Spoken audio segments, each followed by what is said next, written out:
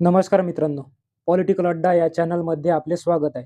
गोष्ट आहे 2019च्या महाराष्ट्र विधानसभा निवडणुकीची. नुकतेच 6 महिने आधी लोकसभा निवडणुकीमध्ये भाजपला भरघोस यश मिळाले होते. नव्या सरकारमध्ये अमित शहा गृहमंत्री झाले आणि राज्यात सीबीआय आणि ईडीच्या धाडीचे प्रमाण वाढले. महाराष्ट्रामध्ये निवडणुका असल्यामुळे साहजिकच याचे प्रमाण जास्त होते. अनेक मोठमोठ्या नेत्यांना नोटीस जात होत्या किंवा धाड पडल्याच्या बातम्या येत होत्या आणि नेते ईडी आणि सीबीआयच्या धाकाने पक्षांतर करून भाजपमध्ये सामील होत होते. अशातच एक बातमी आली की शरद पवार यांना ईडीने चौकशीची नोटीस पाठवली आहे आणि महाराष्ट्रातील राजकारण पेटून उठले. ईडीच्या ऑफिस बाहेर आणि राज्यात ठिकठिकाणी मोर्चे निघू लागले आणि वातावरण फिरले. खुद्द मुंबई पोलीस आयुक्त विश्वास नागरे पाटील यांनी शरद पवार यांची भेट घ्यावी लागली. निवडणुकीचा प्रचार सुरू झाला आणि नेते प्रचाराला लागले. सीबीआय आणि ईडीच्या धाडींवरून लोकांमध्ये प्रचंड असंतोष होता.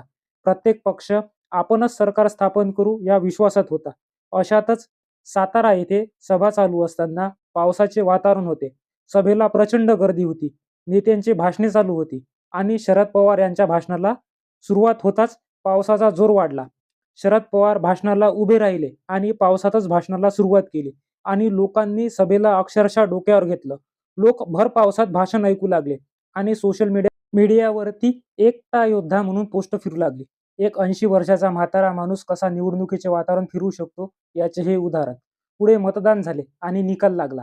भाजपा 105 आमदारासह राज्यात सर्वात मोठा पक्ष ठरला, मात्र बहुमतापासून दूर राहिला. या सर्व गोष्टीचा अचूक फायदा शरद पवार यांनी घेतला आणि शिवसेनेला मुख्यमंत्रिपदाची ऑफर देत आपल्या बाजूला वळवले. दुसऱ्या बाजूला सोनिया गांधी यांना सत्तेत सामील होण्यास सांगितले.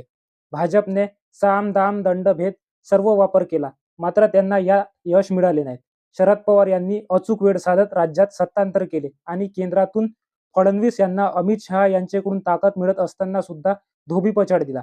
शेलक्या शब्दात बोलायचे झाल्यास अमित शहा यांना कात्रजचा घाट दाखविला आणि दिल्लीतील राजकारणात चाणक्य अशी ओळख असलेल्या अमित शहा यांना खरा चाणक्य कोण हे दाखवून दिले.